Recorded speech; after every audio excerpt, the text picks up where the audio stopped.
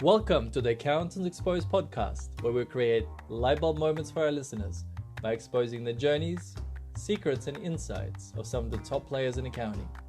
This podcast is brought to you by Michael Edelstein, Director and Founder of Recruitment Expert, a specialist accounting recruitment agency working across Australia, New Zealand, and Asia Pacific. Ladies, gentlemen, and accountants, I had the pleasure of speaking to Gary Shamis, one of the most preeminent accounting practitioners in the world.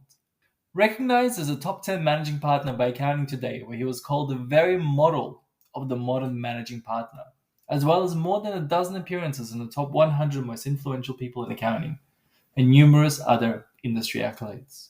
After growing his firm from a small suburban firm into one of the top firms in the US with over 500 people, Gary continues to make an incredible contribution to the profession by running bootcamps for partners all over the world, teaching them the very leadership skills that enable him to receive all of those accolades. So if you ever wondered how you stack up as a leader, then make sure you tune in. Enjoy.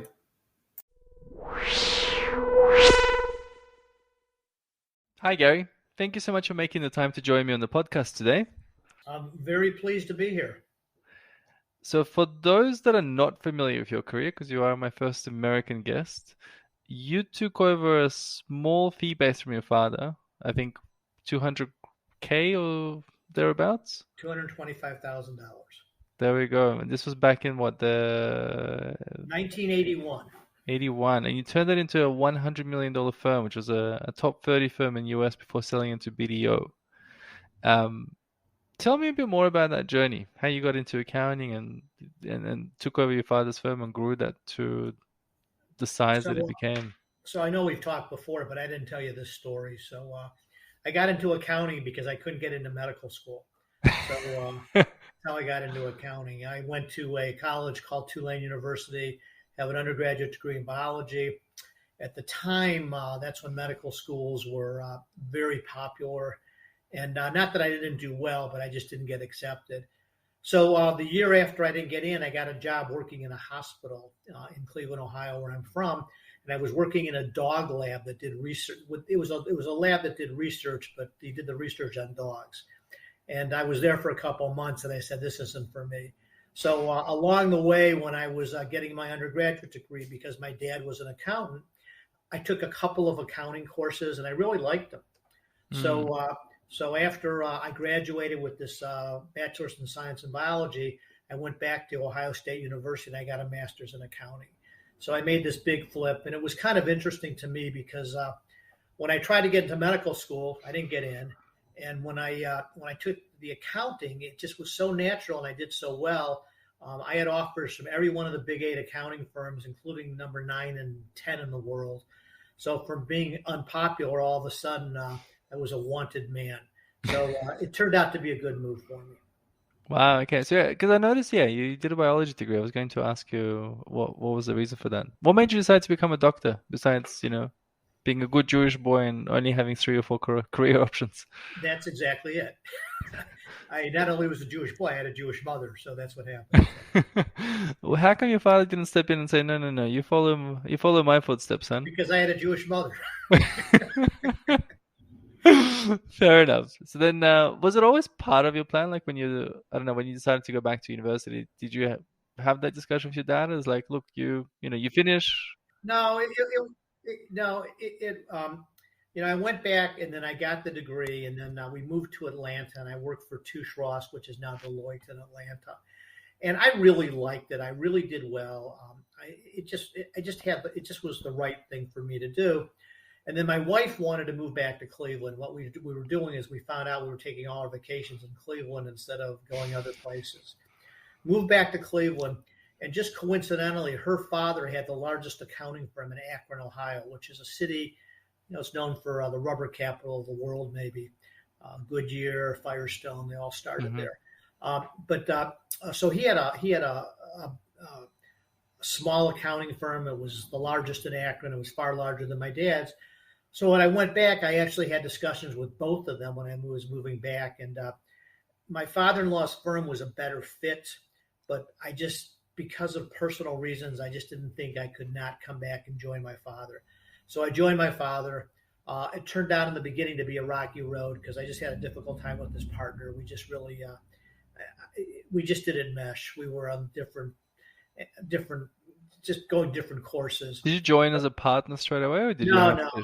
I know. I joined. In fact, when they gave me a job, I had nothing to do. The very first day I came there, they had nothing for me to do. What they did is they gave me a salary, and I had nothing to do. So I went. And you were, and were you an auditor? Because I was an at auditor. Deloitte, I you was an did auditor. audit, right? Yeah. Okay. I was an auditor. So I realized is I had to go get clients. So I found out that not only was I good at accounting, I was really good at getting clients too. So I became a very good practice developer, and I somewhat altered my skills toward tax because in the United States, tax is a much higher value add to the client than an audit. Mm.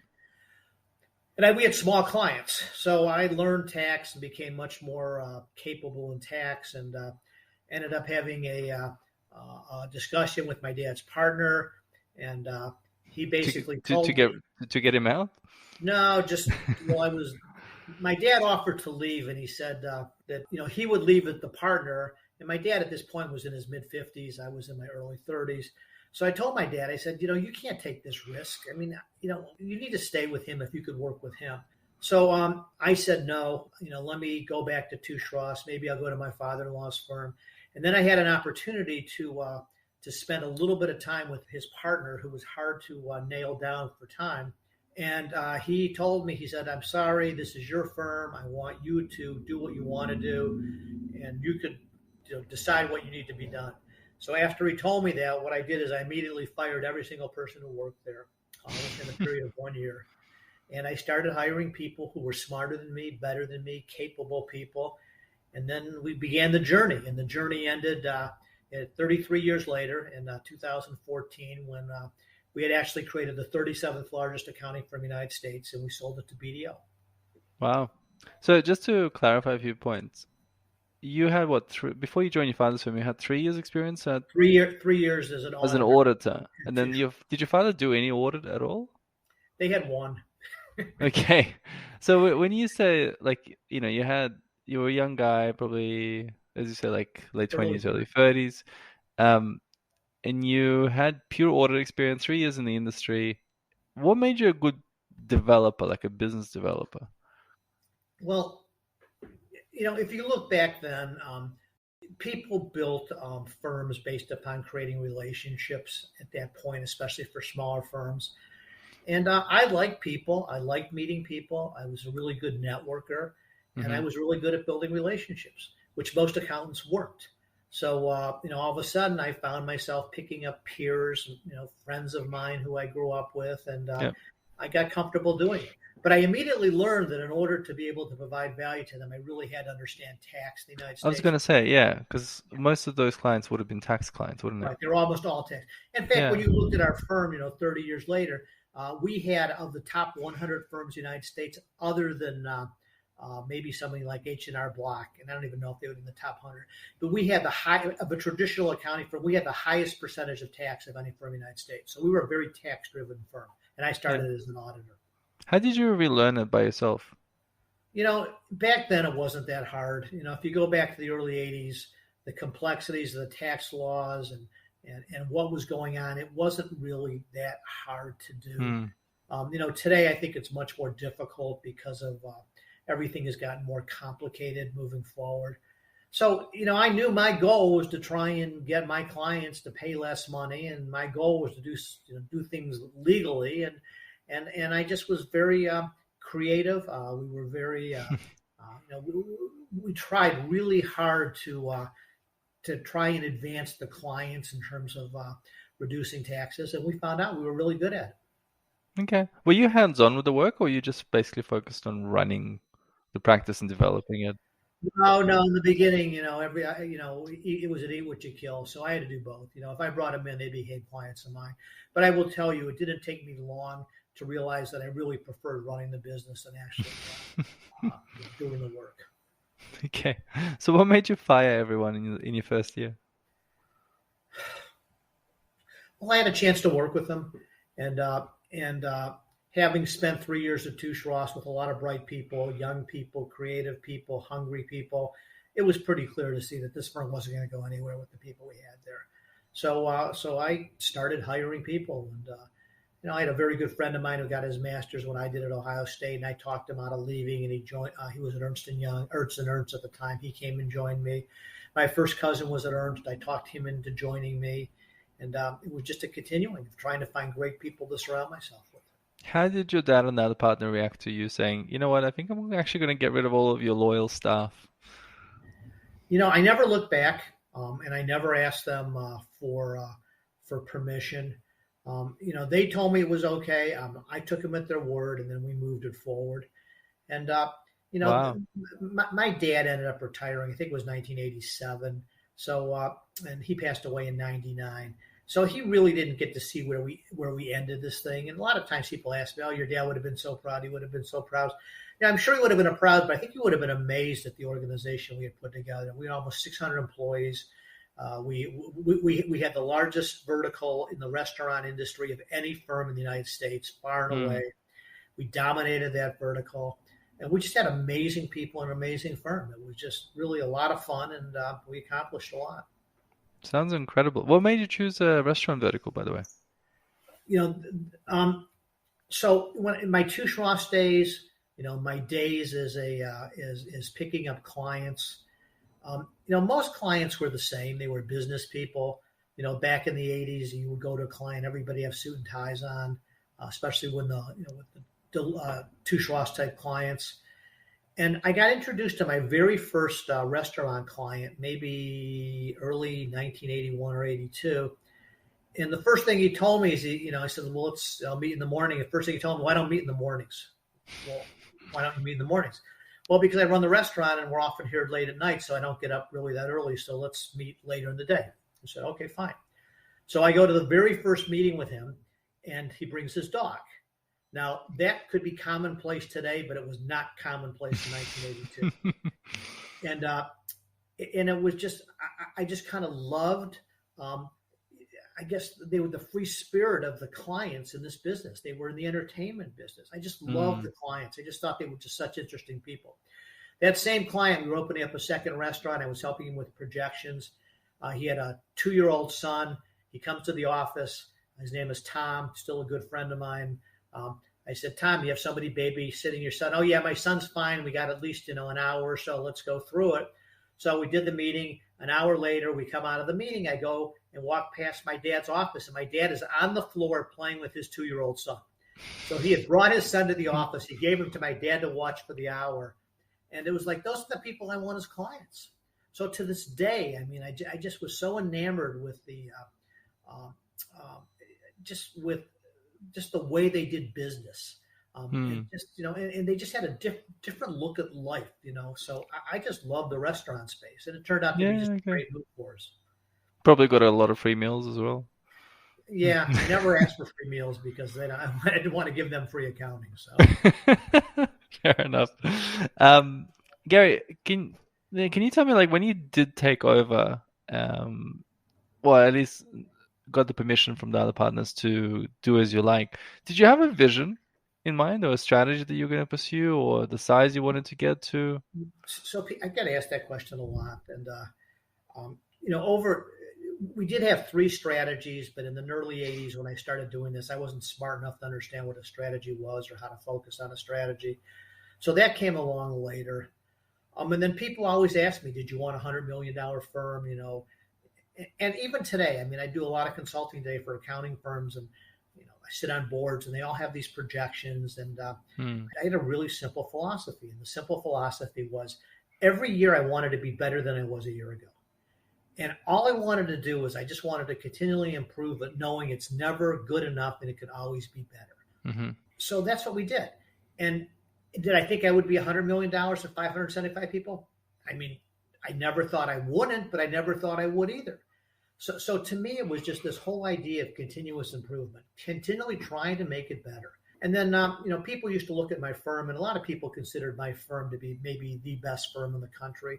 Ernst & Young tried to buy us. BDO ended up buying us. They really were enamored with what we were doing. And it was really, that wasn't the goal. The goal was, just trying to be better every year. Just what can we do to be better? And people looked at it from the outside and thought, oh, this is an amazing practice. But from the inside, we were never satisfied. It was like taking apart the tax department and improving that. It was taking apart some of our internal infrastructure and improving that. It was finding better people. So we were never satisfied. So it's kind of like the Kaizen approach, basically. Yeah. Constant improvement. Okay, but what do you advise to your clients now? Because these days you're a consultant to the industry. Do you advocate having a strategy or a vision, or having any sort of plans, or you just kind of the same approach? No, so what I try and do is I consider myself a strategist right now. I don't do any execution work. I don't want to do that. I've done that before. So I like to help people work on their business, not in their business. And really what we kind of focus is, what's their goals and what are the foundations of their business? What's really important to them? In my business, I'd say the three foundations that we had was client service, our people, and growth. And we used to focus on those three aspects going forward. Now, if you notice, most accounting firms are going to have something in there, a fourth one, that'll be average partner compensation. And we always felt that if we did those three things right, average partner compensation would take care of itself. And I really think it did. So we had a continual focus on trying to improve those three areas of the practice, which to me led to having a handful of strategic initiatives focused on one of those three areas and moving those initiatives forward. And that's kind of how we built my practice. And when I do strategy with firms, that's what I try and do with them and try and figure out how we can move them forward, not a mile, but like an inch and another inch and another inch and another inch, and keep getting better without focusing at the end. What I found in my career, I've been involved in a lot of strategic plans for not-for-profits and clients and things like that.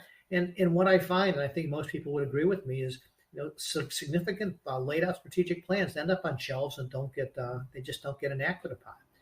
And I really try and focus on strategic initiatives and moving organizations forward and trying to accomplish things rather than have something that's grandiose and you can't really accomplish what you need to. Okay, so what do you attribute your ability to do that? Like to actually, there's obviously plenty of firms that want to grow and be better and they say all the same sort of things as you said and have all these grandiose strategies. And even, like your dad obviously ran. How long was the firm around for when you took over? It started in 1968, so I joined it. It was 23 years old at that point. Okay, so even there, you had a firm. 13 years. 13 years, yeah. What do you attribute your success to, like that allowed you to accelerate that? That's the easiest question I'm going to be asked today. So we were so successful because we were able to execute. Strategy isn't hard. Execution is really hard. That's why I don't do it anymore, because it's too hard. And we were amazingly good at execution of strategy. So, the difference between a $5 million firm in the United States and a $50 million firm in the United States and a $500 million firm in the United States, there's only one difference, and the difference is execution. What does that mean? The $500 million firm doesn't have any ability to out-strategize a $5 million firm. But what they've done is they've executed where the $5 million firm hasn't. Mm-hmm. So what does that mean specifically? Like just getting things done. Deciding that you're going to standardize your tax practice to lower, so in your multiple offices, you could utilize your staff as best as possible and being able to actually do that, just not say you're going to do it. Or to put in a growth strategy focusing on digital growth, or deciding that you really believe in this vertical strategy and putting the meat on the bones in terms of what is this vertical strategy? How do we execute this strategy? How do we grow a restaurant practice?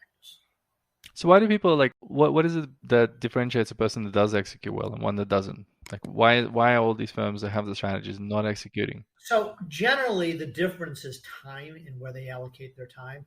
Smaller firms, managing partners, what they do for the most part is they work in the business. And larger firms, or I get to a point in time where the partners can work on the business. So that's really the difference.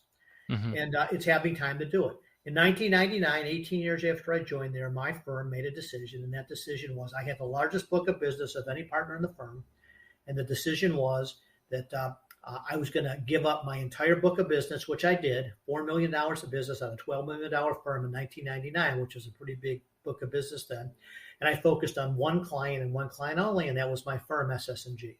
So I spent all of my 2,000 plus hours a year on advancing our firm forward and really executing our strategy. And from 1999 till when we sold in 2014, we went from 12 million to 100 million dollars in business.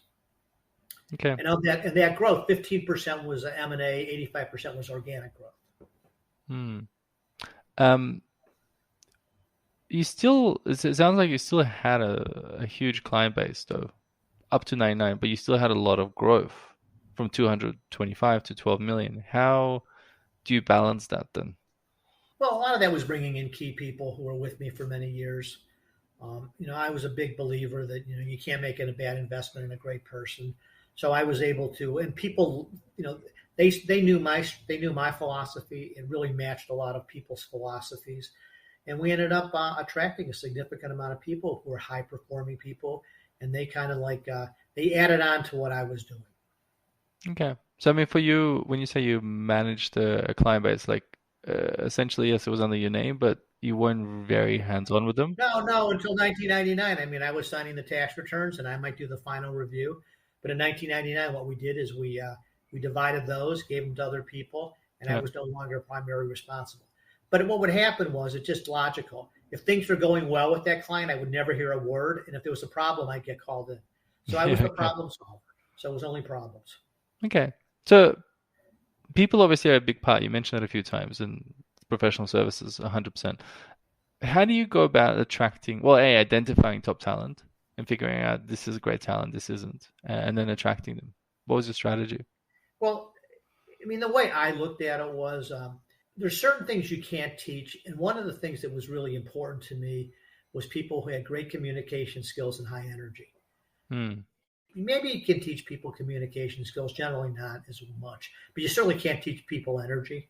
Yep. So I used to look for people who were high energy people, thinking that if I had smart, high energy people, then I could train them. And that's kind of what we had. I mean, we had a firm of 575 people. Everybody's bouncing off the wall. It was very high energy practice. How do you figure out whether someone has high energy in an interview? You could see it. You could just see it the way you meet with them in interviews, the way that they interact with you, what they've done, in their history, things like that.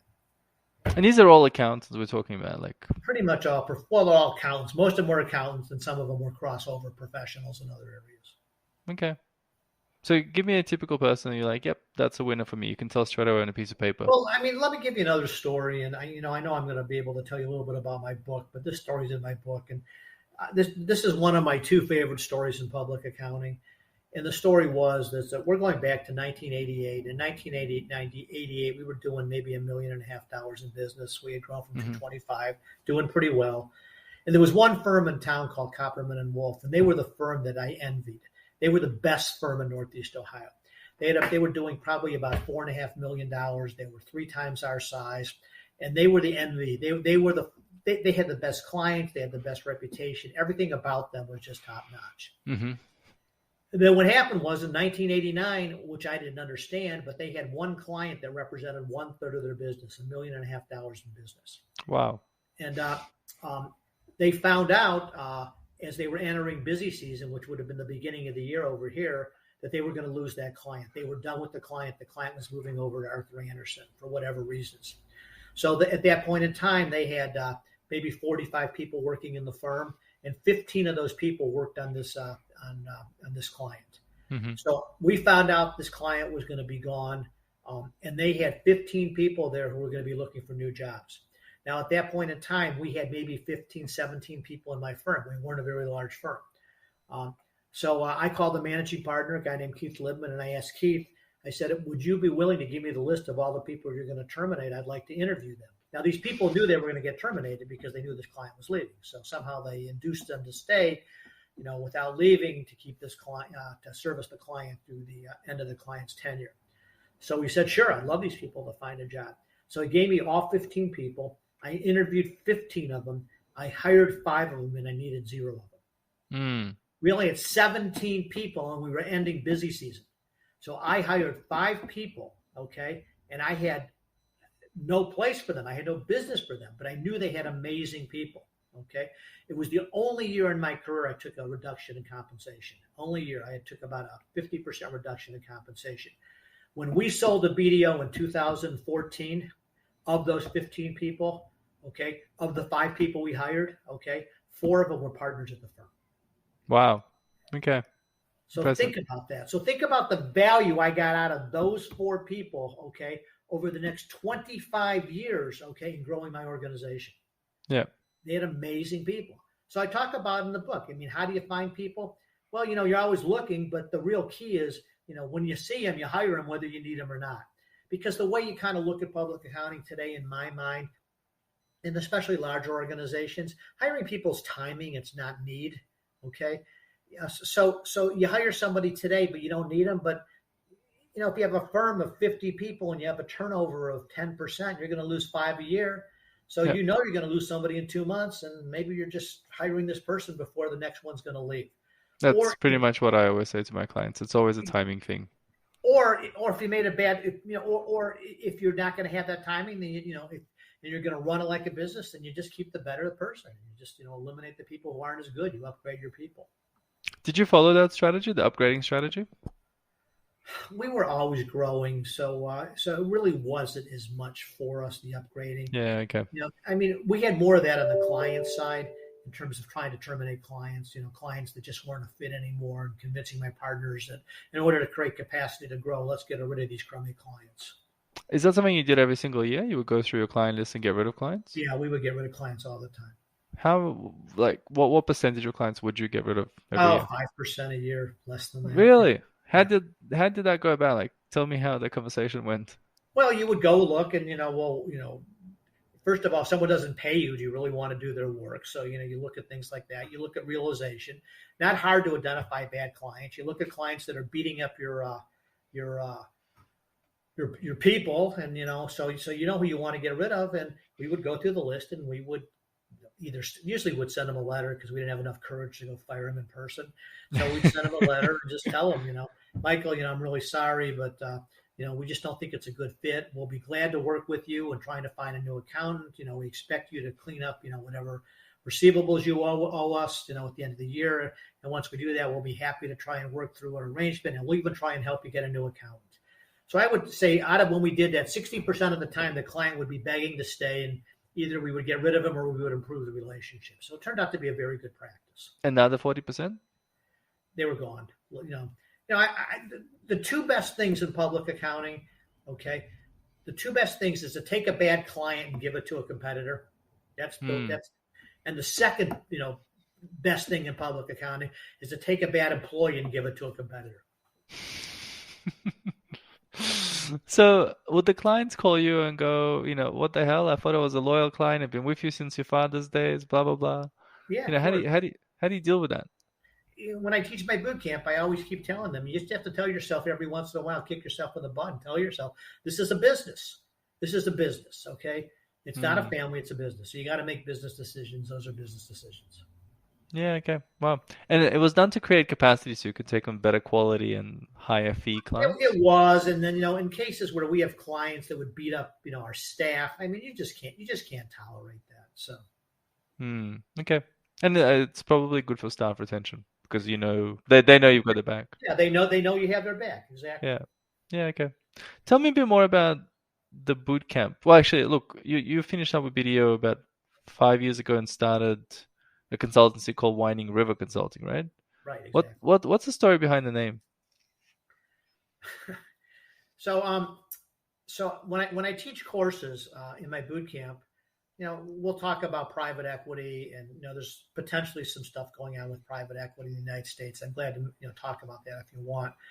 But I always used to tell people, what a private equity is? A private equity is somebody with a lot of money, okay, who hires 2 people from Harvard, okay, and then what he does is that he uses those people from Harvard to go buy businesses, and he makes a lot of money.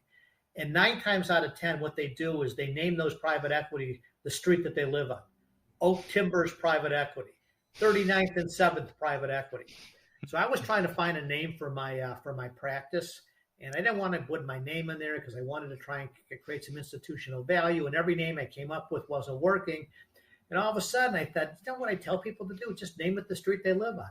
So I live on Winding River Trail. I love that. Okay. So what happens is I can't tell you how many people think I'm brilliant. Oh, what a great name. We have a great logo. And it's like, yeah, it's the ebbs and the flows and upstream and downstream. Oh, yeah, it's exactly what we were thinking. Yes, it's the street I live The on. road to success can be a windy road. Yeah. Exactly. And we help you navigate that. I can see how that would work. If you look at my website, the first thing, it's like navigating the winding river. Yep. Exactly, yeah. Perfect. You mentioned the bootcamp a few times. So you run a bootcamp especially for managing partners. And I think it's unsurprisingly called Managing Partner Bootcamp. Tell me a bit more. Well, the way this happened was I was finishing my third book called Building Blocks, and this is when I was leaving BDO. The third book. What were the first two? The first one was a book by CCH. It was called it's How to Run a Professional Service Organization from I forgot what it was called. And then the second book is a book called Stratagem, and then the third book is a book called is Building Blocks. Mm-hmm. So I was finishing my third book. I had a ghostwriter and Marcia Least, and when we're finishing the book, Marcia had spent 30 years at CCH doing writing for them on the practice management side of the ledger. And she told me, she said, you know more about running a CPA firm than anybody I've ever met. Did you ever think about teaching someone to do that? And the reality is I hadn't, but I was trying to think of what I wanted to do with this consulting firm. And one of the things, some of my very good friends are in the consulting world, consulting to firms all over the country, and they're all travel junkies. Every day they're in another airport. Even today, through the pandemic, they're still in another airport. I was too old. I didn't want to do that, and I just didn't want to do that. So we started talking about this, and then the whole idea came is, well, maybe do an educational program. Maybe I could bring these people to me rather than me go to see them. Mm-hmm. And that's really what we did. So, we decided that we were going to teach people how to be managing partners or executive committee members or heads of individual offices, but somebody in high leadership positions. We just happen to call it Managing Partner Bootcamp. And we joke around, how did you get to be the managing partner? Well, you're the guy who went to the bathroom when they had the vote, and you come back and you're the managing partner. And the reality is most people don't have training to become managing partners. But people who get to be managing partners are generally competent, smart, and they'll figure it out eventually. So what we try and do is we try and accelerate the learning so they'll be more effective earlier in their career. So somebody who becomes a new managing partner at 40, we try and make them as effective as they can at 40 or 41, rather than they made every mistake in the book by 50, and now they're effective at 50. So the whole idea is just to try and accelerate the process of them becoming good at what they're at. It's fun. We limit it to 12 a class, so you can't hide. There's 16 curriculum courses taught over 3-day period, 2 3-day periods of time. And then there's a physical component too. We work out with the military trainer in the morning, and we actually have a course that we talk about health and fitness and mental well-being and things like that, which we think are all important for a successful managing partner. We've been doing it now. Yeah, we're doing it for 5 years right now. It's holistic. We kind of like life, so there's the life aspect of it. Mm-hmm. And we've had 100 people go through the course. So, wow. So it's a lot of fun. Pandemic is, like everything else, it's put a little twist in what we're doing. But we're all hopeful that we're going to be meeting October 15th in Chicago to actually have 2 classes that have never met each other in person to meet in person in October. So, okay. And how long does it go for, the boot camp? It's 2 3-day sessions. Okay. So it starts one day at 1 o'clock that day, dinner that night. Then you work the whole next day, and then the next day you're till 12 o'clock, so you can take a flight home. And we do that twice. We do it in the spring and the fall. So 2 sessions. Okay. So and then the idea behind the 2 sessions is they go away, implement, and then come back with more questions? Well, we actually give them a project in the middle, and we just can't. Harvard teaches a course that's a week long. I just think it's too much. So this kind of breaks it up so they can take it in smaller increments as we go along. But then we have reunions too. There's 12 people going to go through some really interesting stuff together, with the whole idea of maybe creating a cohort group that'll meet going on. So we're having a reunion that's going to be in November for all the 100 people who've gone through. So we don't know how many will show, but a lot of them are going to want to be there to see their friends. Yeah. And you've got people from all over the world as well. We have had people from Australia. We've had people from Hong Kong, Hungary, Netherlands, Canada. So international audience. I guess from the feedback, what are the biggest takeaways that managing partners to take home? Well, there's a lot of things. I mean, things that are really important to me is this whole discussion between strategy and execution, and then working in the business or working on the business instead of in the business. Those kind of things are really important to me. We talk about talent and how you need to covet talent and how important talent is. Continuous improvement we talk about. So those are some of the more important takeaways, from my perspective. But there's a lot of content, so people get different things for different people. Because you get different speakers as well, right? It's not just you. Oh yeah, I don't teach all the courses. I'm not. Yeah. So I have expert contents to teach different ones. So we have team building. I don't teach that. We have presentation skills, how to give good presentations. I don't teach that course. I teach the courses that I think I'm really good at. Okay. Since you've got people from all over the world, like what have you observed as some of the cultural differences, between partners from different areas of the world?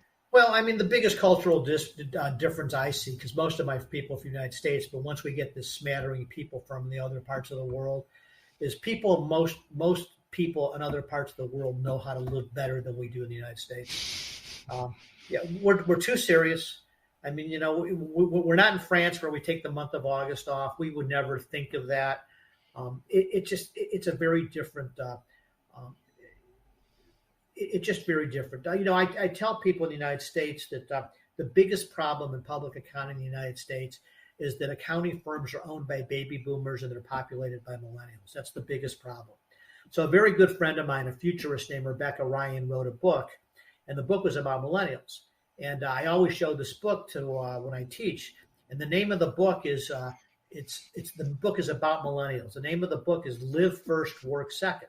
Mm-hmm. So I show that book to baby boomers, and I say, well, if you would have written this book, what would the title have been? So they all start laughing because you know what the answer would have been: Work first, live second. Yep.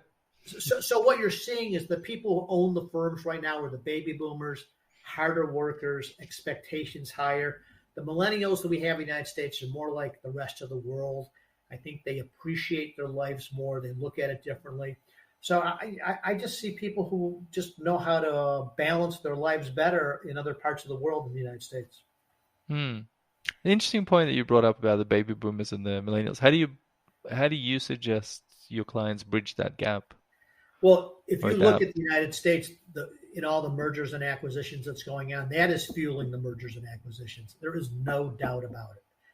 And what's happening is smaller firms don't know how to or won't invest in putting in a millennial culture within their places, so people won't stay, okay? They won't stay long enough to want to take these practices over. But then if you look at these larger firms, they kind of get it, and they have been able to build a much more millennial-friendly culture. So because of that, many of these smaller firms, they just have nobody internally to sell their firms to. And then they're finding these larger firms are more willing to buy them.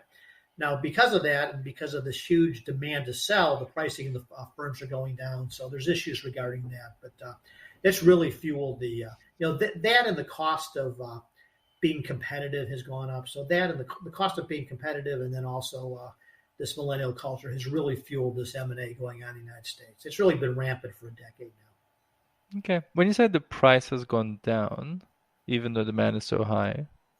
Well, the demand to sell, the one selling. Okay, got you. So there's more inventory. There's more supply than, okay.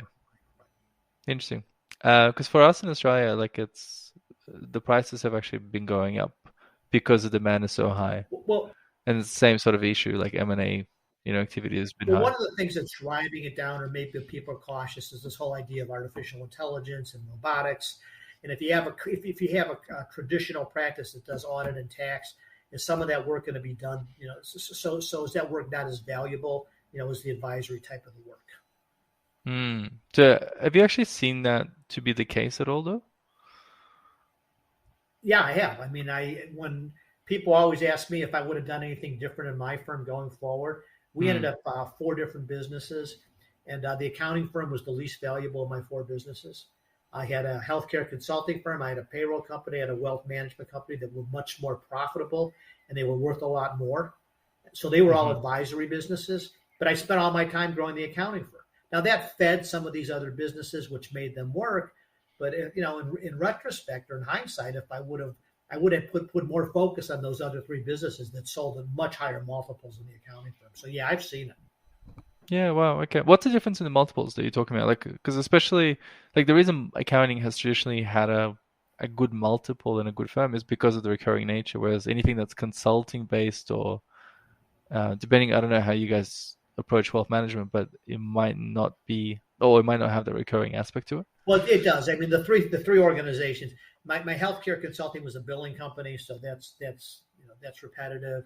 Okay. Wealth management was repetitive. We managed people's money, unless they took it up to somebody else. And the third was the payroll. So we did the payroll. So those three businesses were all repetitive, but they all sold the accounting. The accounting firm probably sold at a multiple of 1.2 times gross revenues. The 2 times on the wealth management company, and maybe more than 2, maybe 3 times, and almost 2 times on the payroll company. And I don't remember the exact multiple on the healthcare company, but they sold at a higher multiples. Is that just because you can automate, like they're so process driven, the other ones, and then you can automate a lot of them and have higher revenue per staff? Yeah. Well, yeah, they're definitely different businesses too. I mean, accountants struggle with that because here you have a business that's made up of people making $18 an hour, not making $180 an hour. So very different type of person in running those type businesses. Yeah. Okay. What made you diversify? When did you start diversifying? Was it just random, or was it? No, that was one of our 3 strategies. We started diversifying in the late 90s, and all we did is we just looked at what the big 8 were doing. And I learned a lot from the big 8, and they began diversifying their practices. So we were one of the very, very first accounting firms in the United States to really have strong diversification, doing wealth management, doing payroll, doing billing. We did pension plan type work, or retirement plan work for clients. We did some HR consulting. So we had a large array. We sold more to an individual client than a typical CPA firm would do. Yeah, okay. So that was the strategies. You saw diversification. That was one of our 3 strategies in growing the organization. Okay. What were the other 2? Well, the other 2 was a geographic strategy, which is really kind of going out the window these days with virtual. But we ended up having, Ohio was the 7th or 6th largest state in the United States. And we have 3 major cities. Most states in the United States don't have 3 major cities. New York has 1 major city. Michigan has 1 major city. Illinois has 1 major city. Pennsylvania has 2 major cities. Ohio has 3 major cities: Cleveland, Columbus, Cincinnati. So we really felt to have offices in those 3 major cities could be really helpful to us. So we started growing geographically then. And then the second strategy, or the third strategy, was the verticals, focusing on industries like the restaurant industry. And then we started growing based upon that vertical. So we started going to places that really had a concentration of large restaurant companies. Okay. So those were the 3 strategies we had. One was a broader service line. Number 2 was geographic, and number 3 was focusing on verticals. And those 3 strategies, we all put them in place around 1999, and that's when we had our meteoric growth. Okay. So, and you attributed to those 3 particular strategies. Yeah. Okay. You told me in hindsight, what would you have done differently? Was there anything else you would have done differently?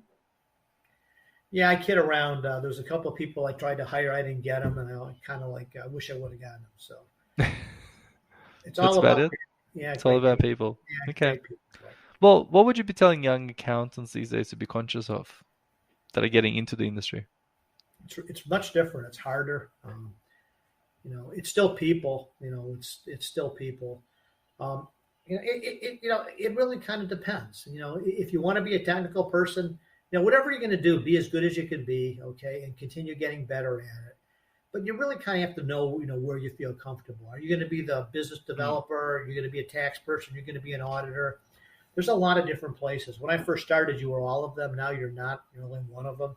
And, pick the one that you really like. But I think the probably thing I would tell anybody, not only in accounting today, is, but, you spend most of your waking hours at work. So do something you like. Try and do something you really enjoy, something you're passionate about. We were passionate about our restaurant practice. We had 60 people who loved it. They came to work every day, and they loved working on these restaurant clients.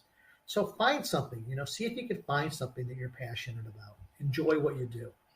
Gary, were you doing a lot of advisory work, or was it mostly compliance when you talk about the restaurant or any of your clients for that matter? No, it's interesting you should say that. Most of it was compliance work. Now we did some advisory work, but there was some advisory on the tax side of the ledger.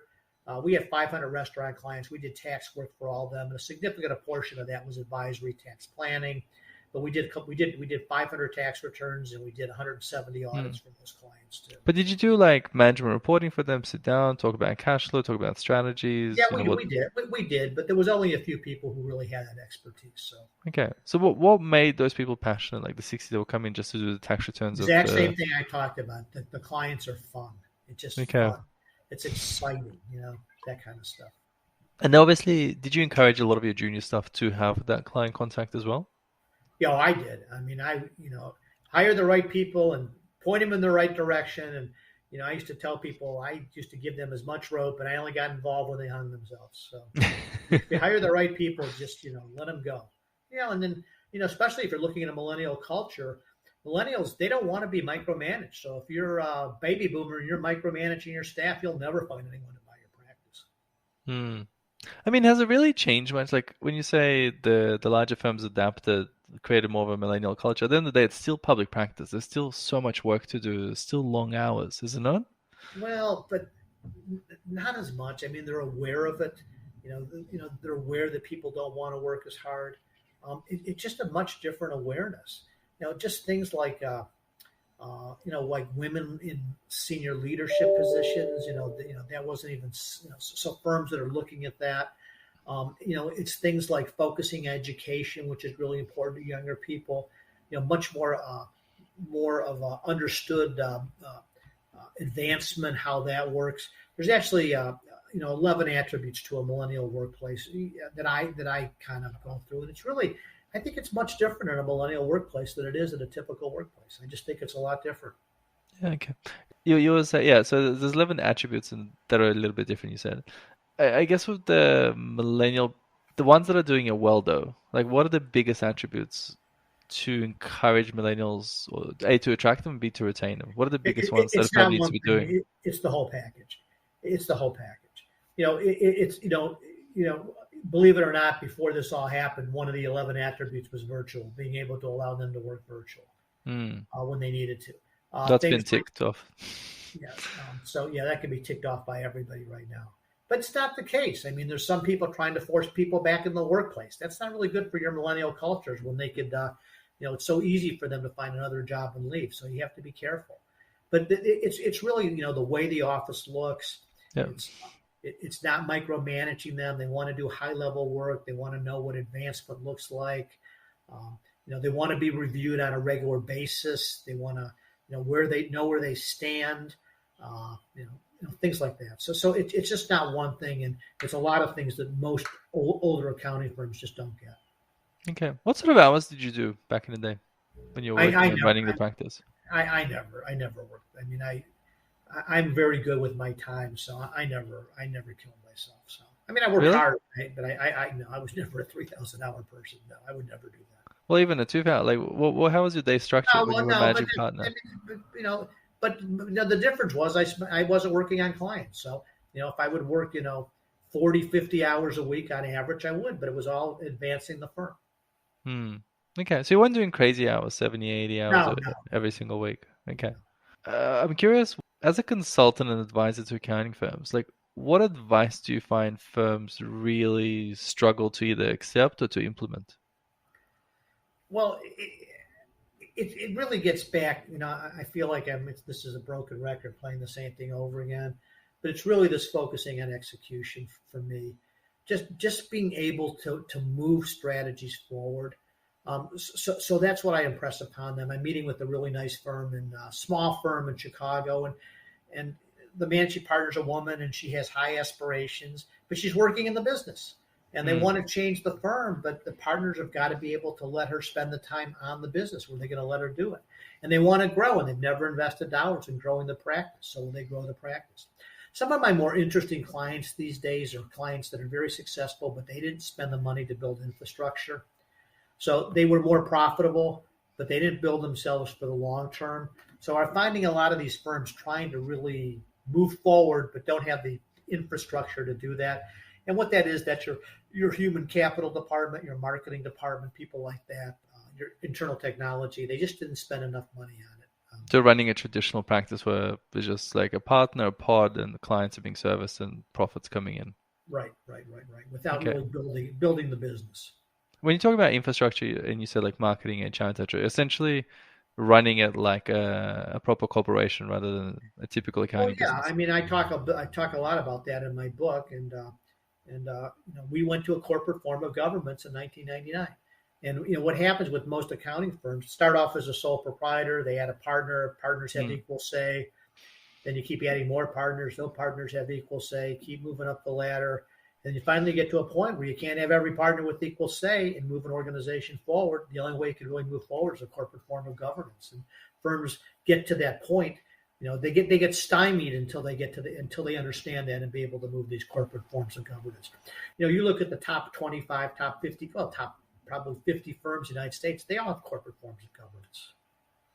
What stage do you need to transform, like where you start to lose consensus? It depends. If you want to move forward, I mean, if you get to 10 or 12 partners and you want to move forward, you probably have to move to a corporate form of governance, or you'll really be limiting yourself moving forward. I'm surprised you said 10 and 12 because there's firms I know with 3 partners that kind of get consensus. Oh yeah, but they like it. They don't have a problem with it. But you want to go from that 3-person firm. If they do $2 million a partner, they do $6 million US, and they want to get to $40 million. They can't do it the same way. They have to go to some kind of corporate form. Okay, and that's something that you teach as well? Yeah, we talk about that. Okay, and just to get clarity, corporate governance is essentially you have a managing partner, which is now the CEO, COO, Chief Marketing Officer, Chief Human Capital Officer, Chief Technology Officer. So you have people running the organization who are not CPAs. Okay, but you're saying when should you start implementing that? 10 to 12 partner level? I mean, I think the earlier you can, the more growth you're going to have. But until you do that, you're just going to stymie your ability to grow. Yeah. Okay. When you look at like managing partners and that's your focus, what are the matrix for a successful or a highly regarded managing partner? How would you assess the success? Good presentation skills, very important. Good communication skills, very important. A degree of empathy, important. Being tough when you need to be tough. Treating it like a business when you need it, when you know it's a business. Understanding the assets of the business or the people and how to make the people better. Respecting people, respect the people you work with. All really important. How did you learn all those things? Like, how did you learn to develop a leadership style? I had nobody to teach me, so I learned every single thing by doing it wrong the first time.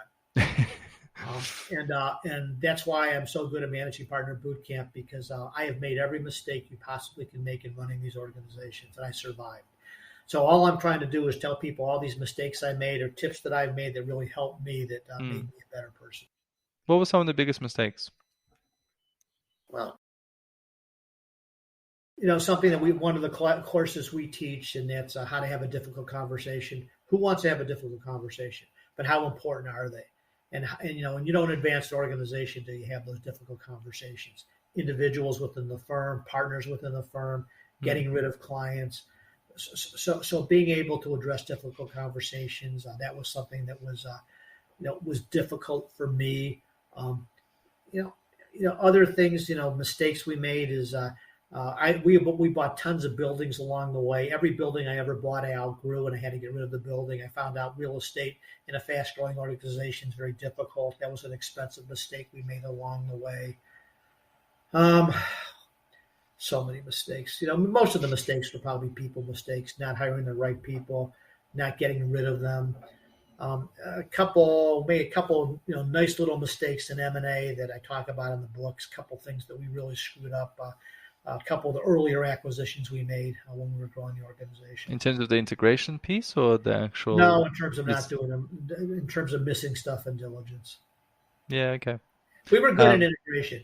We had a great team that loved to do the integration, but this was some diligence. This was on me, some mistakes we had made. Okay. What are the lessons like when you do an M&A? What are the things that you should be looking out for so that you avoid those mistakes? Average partner compensation. If they're not making as much as you are, then they don't have the same culture you do, even though they tell you they will. Absolute number one item. Okay.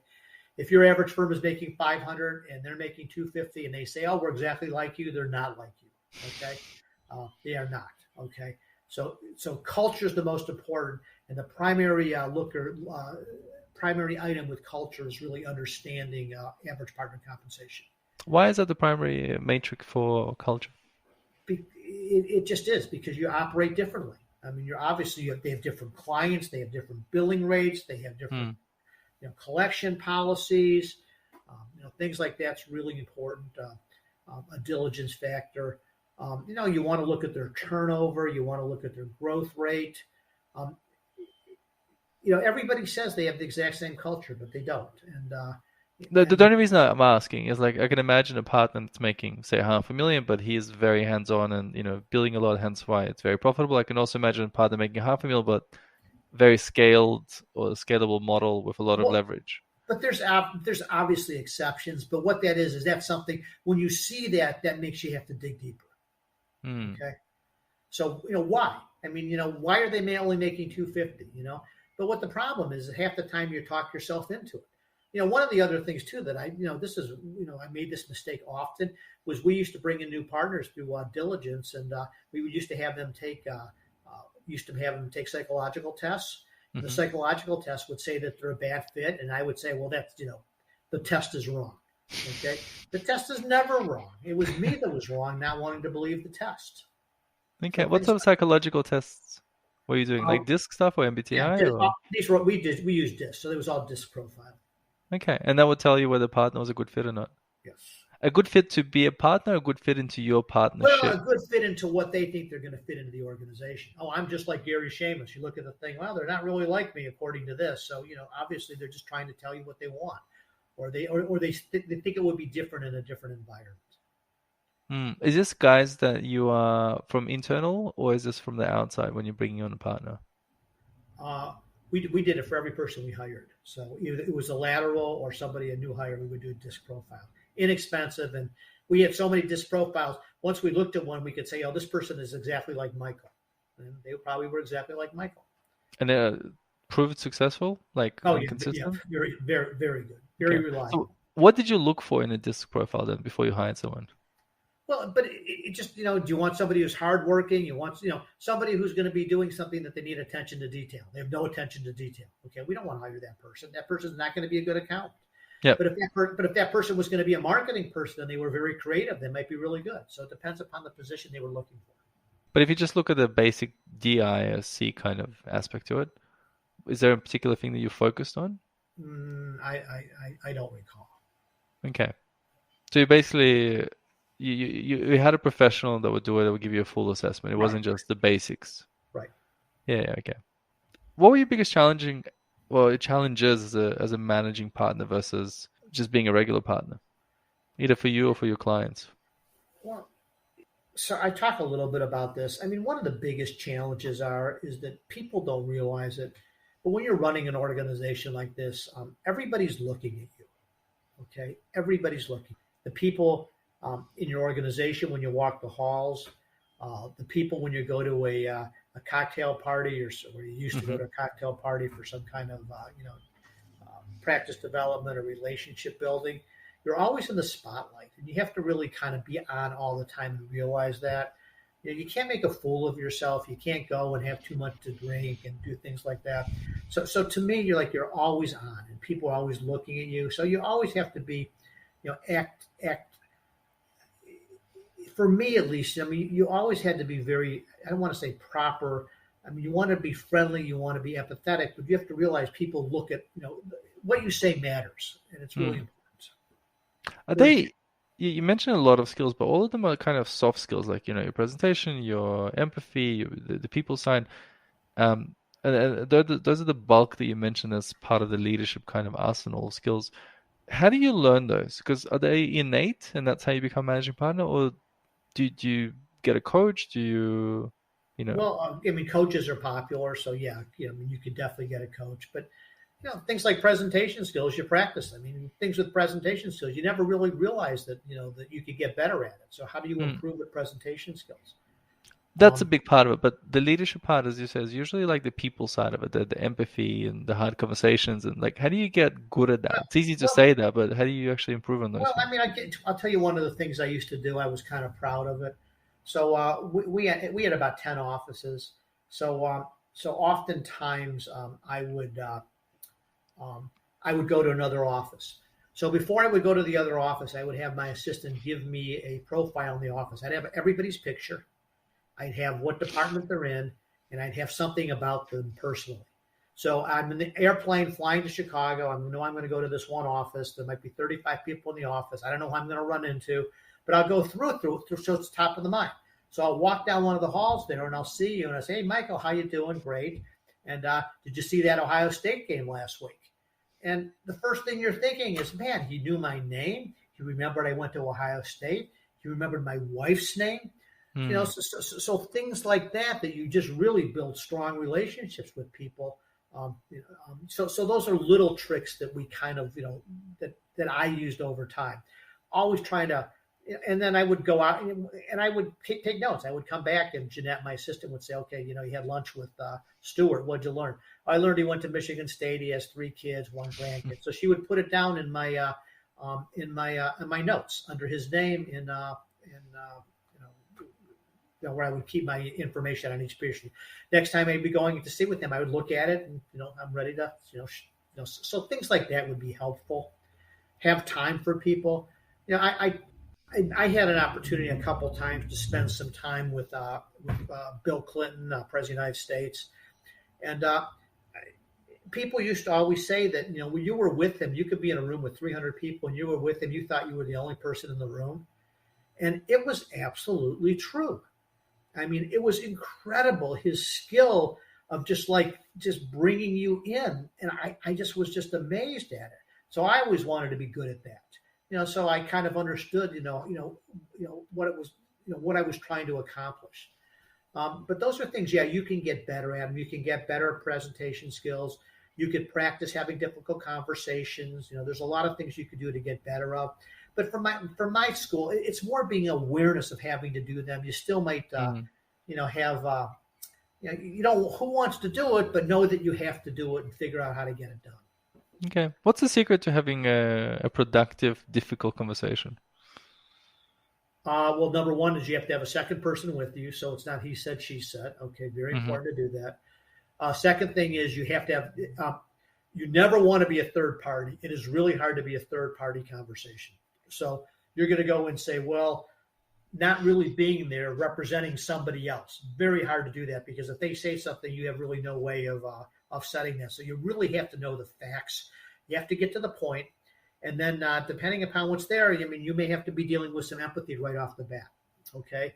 And the empathy being, I'm really sorry we have to do this, but, and we think this is the best thing for the firm. And we think in the long run, it's the best thing for you as well.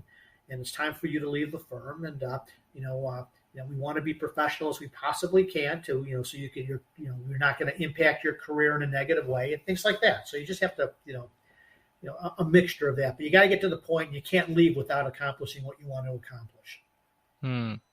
Okay. Now you've seen a lot of changes in the industry. If you had to choose 1 or 2 that had the greatest impact on the profession, what would they be? Well, I think that undoubtedly the biggest impact on the profession has been the big 4 growing to the level that they're at. It's created incredible opportunity for firms all over the globe as they have moved up the ladder with this middle market or upper middle market. I mean, they're not in that business. When I first started in 1978, we were in that business. They were in that business. They're not in that business anymore. So that has been a huge change in terms of creating this void or vacuum, this possibilities in this lower level. They're different businesses. There was one point we were in the same business. We used to compete against them. So that is really significant. The profession goes. In the United States, I mean, we had Sarbanes-Oxley. That was huge change, just a huge change. That change is really what pushed the big 4 to another level. So that was the beginning of what happened. I would say that was probably the biggest change in the industry since I've been in it. Socks. Yeah. Socks. Okay. Yeah. Why? What was the reason why you think that's the biggest change? Well, because what happened was everything else that's happened in this industry has been an evolution. Everything. Mm-hmm. That was an event. That's the only time there was an event that rocked the industry. And what happened is when Bush signed that law, what happened was the accounting world in the United States, it grew by 35% by him signing a piece of paper. In order to implement some of the requirements in SOX, created 35% more work, $35 billion of additional work by signing a pen. How many more accountants were there when he signed that pen? Zero. So what happened was now the big four was like racing to help their clients, and they just abandoned the middle market. And that created these opportunities. That's why my firm grew so large, is because of SOX. And we had nothing to do with SOX. We were just on the receiving end of the big four abandoning the middle market. Okay.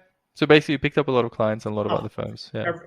Every day we picked up clients. It was amazing. Did they actually abandon them, meaning like they had to say, look, sorry, we can't service you anymore? Or was we it had just... we had a $1 billion client called Carter Lumber, $1 billion client that was being serviced by Ernst & Young, and they got a form letter firing them. Wow. So Okay. This is year 2002, maybe, something like that. Okay. What are some of the other opportunities? Like, what are the biggest opportunities for accounting firms now? Well, I think one is this millennial side and solve the millennial side. I mean, I think the second is these broadening these practices. I don't know what it's like in other parts of the world, but in the United States, I really think accounting firms are going more to a financial service model than a professional service accounting model, where instead of just doing audit and tax, what's happening is they're doing a much broader level of services. Payroll, cybersecurity, this, and this. So there's more and more. So that's a huge opportunity to sell more to existing clients than it was in the past. And a lot of that, the existing services are pretty much all advisory, which are more profitable. So I think those are some of the really big advantages. Okay. Obviously, I'm a big vertical player, so people understanding verticals who could take advantage of them. Oh, and I would say the other big thing is really this whole virtual. Really two things changed big time in the virtual. Before, your clients had before this all happened with the pandemic, you looked at any accounting firm in the world, and I'm sure Australia as well. You put a radius of 50 miles around the accounting firm, you had 95% of your clients and 95% of your staff. Okay. Yep. It doesn't have to be like that anymore. I mean, there's no reason why you can't be in. You can't be in Sydney and have a client in Brisbane, or I can't be in Cleveland and have a client in Seattle. Now, the client's not going to go to you unless you have some reason for them to do it. But if you have a vertical, you have an industry, that's a huge change. And then just the ability to work. I mean, right now you don't see your people anyway. So what's the difference if they're in Sydney or Brisbane? It doesn't really matter. So this has really given firms who could master digital a chance to get clients anywhere and people anywhere. And I know you've taken a big step in that as well, because you've got people that specialize in that have joined your consultancy. Well, we have, and that's what our fourth book will be coming out soon. And our fourth book is the virtual workplace for CPA firms. So you'll see it soon. Okay. Can you speak a little bit more about that? Well, we talk about digital marketing. We call it the new practice management. We talk about ability. We talk about ability to hire people other places and how to manage that. And we talk about how to get work done in an environment where you don't see all your people, and how do you keep productivity. So we focus on productivity, getting the work done. We focus on the human capital side of it, and we focus on the growth side of it. Can you give us some practical tips that you discuss in the book that people can take away from today's discussion and implement? Well, I mean, the biggest practical tip is really, let's go to the marketing side of it, is the digital marketing. I think firms have a huge opportunity to use digital marketing, using LinkedIn as a tool, using their website as a tool to actually do commerce on. We have a client in the United States called the Real Estate CPA. They're totally a virtual practice. They're 5 years old. Last year they grew 90%, and they don't have one client in the city that they're in, or they may have some client just by chance. So they have a total national presence. Grew 90% last year, focusing on one industry, and 100% of their marketing through digital. Never happened 10 years ago. Wow. And all the staff are virtual as well? All staff are virtual as well. Yeah, and just I think you gave me some numbers. Last year, before they grew, they were around 3 mil or something like Yeah, that in fees. So it was significant growth. It significant wasn't growth. like a little, because when people talk about percentages, I just want to No, highlight it's not. this It was wasn't a $100,000 no, firm. no. And what the biggest thing was what SEO and just basically a website and a funnel and a. Yeah, well, yeah, and creating communities and SEO. So somebody over 40 years old is for a new account. What are they going to do? They're going to ask their attorney for a recommendation. If they're under 40 years old, they're going to jump on the internet and look for an accountant. Yeah, and they took advantage of that And if basically. you're going to jump on the internet, you want new clients. You need to be there. So big change, big change. What about the staff bit? Because a lot of, I mean, I don't know about you guys, but in Australia we've got a lot of lockdowns. We're in, I'm in Sydney. We're currently in lockdown now, our third month now.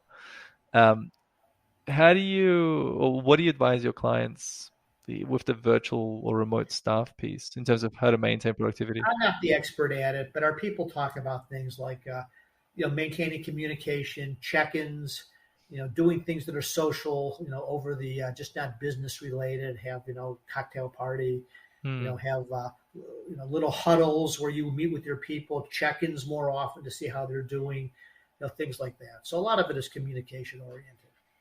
Okay. Do you hire a different kind of person to be remote, or it doesn't really impact that? It's a really good question. And, some people don't like it. Most people, didn't have a choice, so they learned to like it. I think it does make a difference. So I think you have to see what, people's aptitude is for that. Okay. Are you guys big on outsourcing in US or not? Yeah, they're really big on outsourcing. Outsourcing is huge. So do many of your clients outsource to like Philippines and stuff like that to India. India? Okay. Yeah. There's a bunch of companies that represent a ton of big Indian companies, and they do a lot through India. There's done through South America. Philippines is not very popular here, but it's basically India. Did you ever do any outsourcing in your practice? Oh yeah, we were very big in outsourcing. We worked through a company called SurePrep, and we had 10,000 individual income tax returns, and they helped us on all 10,000. Wow. Okay. So, but you had a dedicated team to you, I or don't was even, it kind of just getting the work done and that was it? no, it was getting the work done. And what they would do is we would pay them to populate the first part of a tax return. So they wouldn't do the tax return; they would just get it organized and they would populate it, and then our people would finish it off. Okay, and that was it. We paid them $35 per return, so I paid them $350,000 to do that. Okay.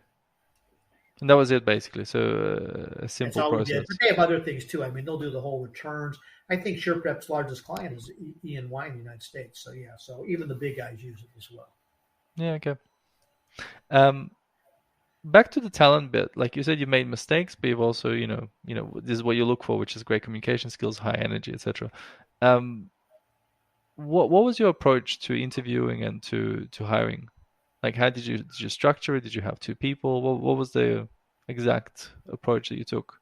I didn't do that much of it, but I will tell you what happened was at the end, what we found is the further the partners got away from it, the less successful we were.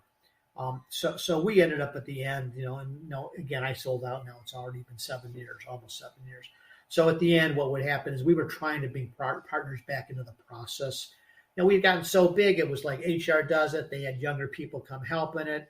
But we really found out to be effective and to really impress people, and there was such a competitive nature, we had to get partners back in the process. Mm-hmm. And what was your what did you look for? What did you ask people to identify and avoid mistakes, like to make sure you got the right person? Well, I mean, it's different. And when we were smaller, I mean, I was looking for this energy. Later on in life, as we got larger and larger, we were looking for technical people to get work done in full roles. So it was very different.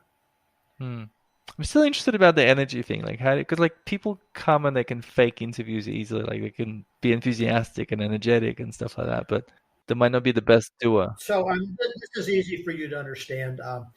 We talked a little bit about this when we first met, is that I have a lot of South African Jews. Every one of them was high energy, so everyone I could find I hired. Okay. So it just people, just this class of people that we got there, and just we were very lucky to get it. They were all accountants. A lot of them had come to Cleveland. They were very, very entrepreneurial. They were very confident people. I mean, so that breed of people really worked well for us. And when you say high energy, like it's people that work hard, basically, right? like, and just Well, constantly have a lot I happening? just I don't care if they work hard. I want people to work smart and get the work done. So you know, hours isn't that important. Okay. So what would you advise one of your clients right now? Like, say they want to grow, they need to hire 5 people. What sort of process, or what should they look for? How they should go about hiring? Well, today um, it's very hard today because there's just so much demand and not enough people. Mm. So It's the issue we have in Australia as well, especially yeah, with our borders closed. It's even yeah. harder. So it is it's definitely hard. I mean, so, I've tried to get many of my clients to start looking at being open to virtual, and pretty much all of them have, and some of them have not had success, but some have had fabulous success. So combination of success and not success using the virtual marketplace. Um, you know, but other than that, it's just all the traditional things. Bounties on paying internal bounties for people to find people, things like that. Working LinkedIn, very difficult. You're trying to use LinkedIn, use social media. Social media is really important. You have to have a great website that tells a story. If you have a crummy old website, you're not going to hire a young person. They'll never come your way. So you have to check a bunch of the boxes as well. Okay. Anything else?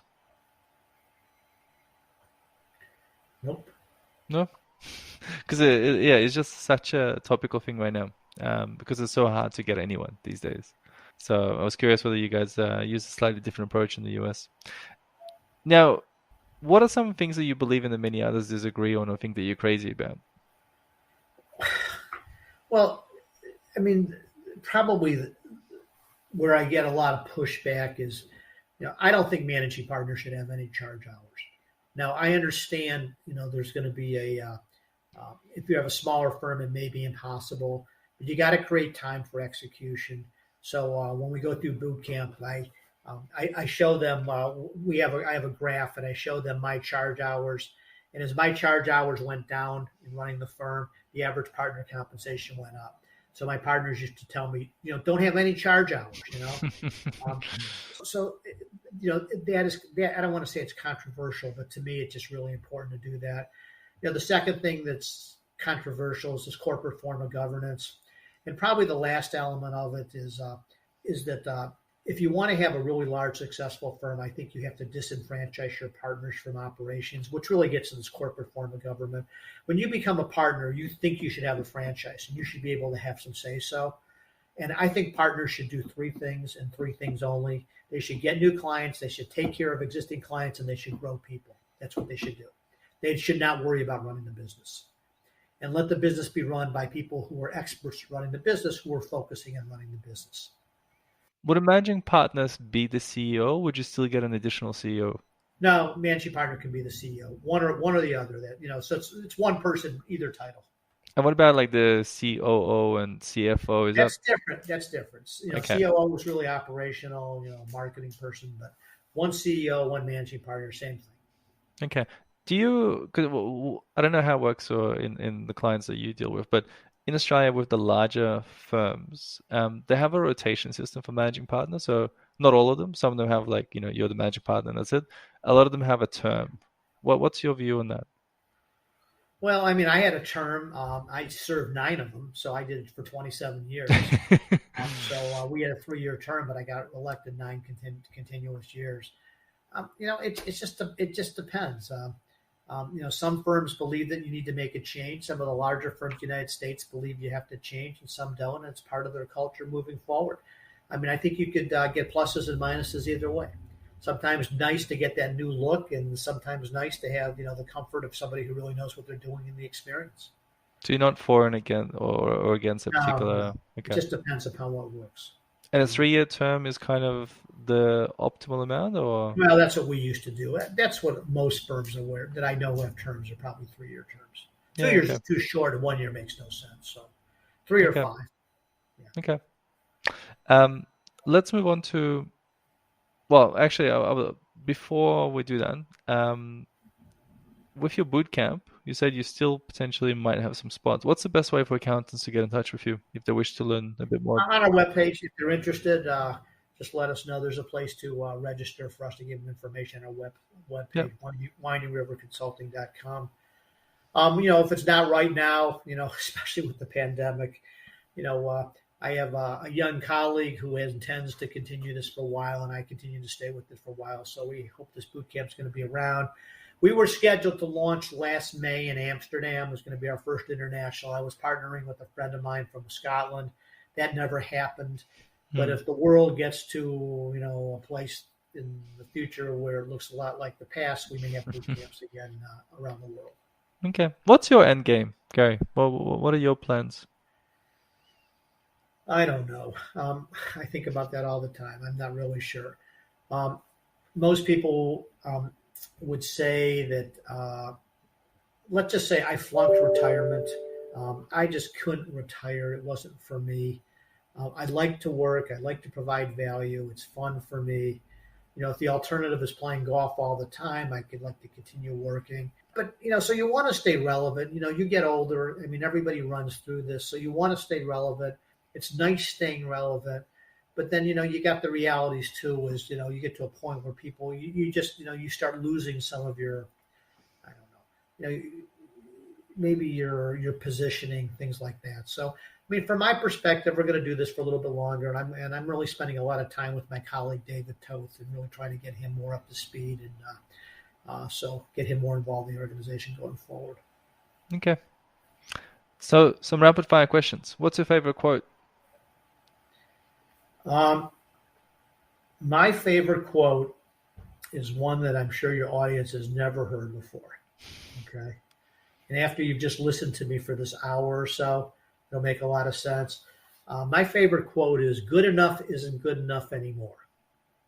And that is by a very famous author. You may have heard of him. His name is Tom Friedman. He wrote The World is Flat. And about 7 or 8 years ago, he's a writer for the New York Times. He wrote the editorial for the New York Times that day. And he talked about good enough isn't good enough anymore. And that's exactly how, once I read that, I was still at my firm and I was in front of all 575 people. And I said, I just read this and I want to read this because this is us. Okay. Good enough is not good enough anymore. So that's my favorite quote. Okay. I mean, speaking about it, do you find the expectations of a partner have changed over the last 30 or so years?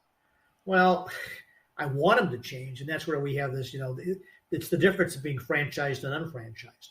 If they want to have a partner running the business, I don't want them. I want them to do 3 things: bring in new business, take care of existing clients, and grow people. That's what I want them to do. So, but that's been your expectation since the beginning, I would imagine. That's mine, but that might not be their expectation. Fair enough. What have you read, watched, or learned recently that's had the most impact on you? So I make people read 4 books for Bootcamp. And these 4 books are to me, their foundation, really important. So some of them may be repetitive with other things, but the 4 books they read, one of the books they read is my book, Building Blocks. Why? Because a lot of what we talked about is covered in the book, and it's a pretty quick read. It's, I don't know how long the book is, a couple hundred pages, a few hour read, kind of fun. So one is Building Blocks. The second book is a phenomenal book called Blue Ocean. That book really changed my life in terms of our vertical in the restaurant industry. Amazing book. The third book is a relatively new book called Presence from a woman named Amy Cuddy, who is she's a Harvard professor. And, to me, if you're going to be taking this position to be the managing partner of these firms, this book talks about executive presence. Really interesting book. And the last one is a really old one that I think is one of the best books ever written. And it's Collins' book, Good to Great. And that kind of good enough isn't good enough anymore. So those are my 4 cornerstone books. When you go through Managing Partner Bootcamp, you have to read those 4 books, and we discuss them at dinners. Okay. What's your number one out of all of them?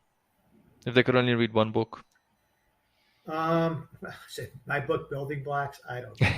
I mean, if you're only going to read one of them, maybe Blue Ocean. Really interesting. Okay. Well, actually, I'll give you the last question. Who would you want to have a drink with the most in the world, past or present? Well, I'm only going to say this one because I went to see an exhibit on her life a week ago Sunday. And that's the former Supreme Court Justice of the United States, Ruth Bader Ginsburg.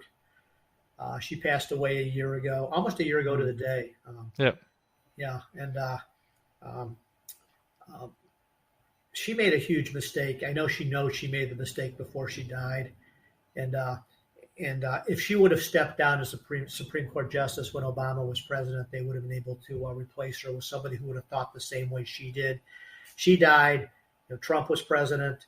They put in a conservative. Okay, she was a progressive, and now as you're reading, we have Roe versus Wade, abortion issues, and things like that in the United States. So she had some bad timing. But that woman was amazing after going through her exhibit, and to see what she had to go through to get to where she did to become Supreme Court justice. And some people think maybe the greatest Supreme Court justice in the United States. So I could see having a scotch with her. What would you ask her? I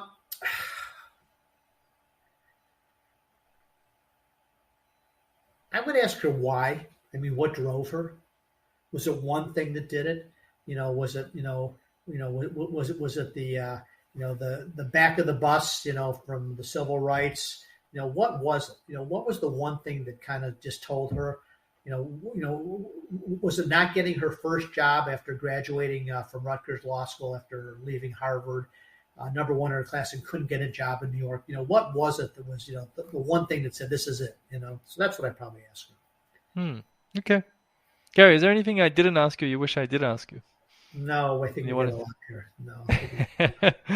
This has been a lot of fun. I mean, I hope it's of value to people in Australia. I mean, I don't think it's that much different. If you find out that, people like this in the future, we could talk about it. You can maybe do some drill downs on some specific topics as what's happening, like in the M&A world and things like that on the millennial side. That could be kind of fun too. So, but it's been a lot of fun. I appreciate the opportunity. Gary, thank you so much for your time. Really appreciate it. Thank you.